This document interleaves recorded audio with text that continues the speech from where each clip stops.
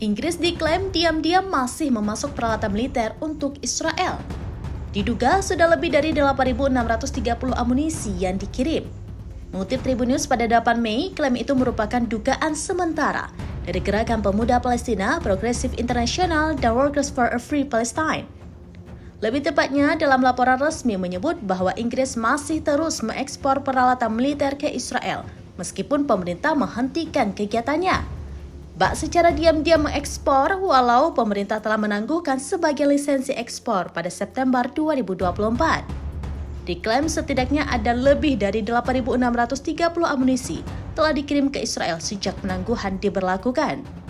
Amunisi itu termasuk diantaranya ada bom, granat, torpedo, ranjau, rudal, dan amunisi perang serupa.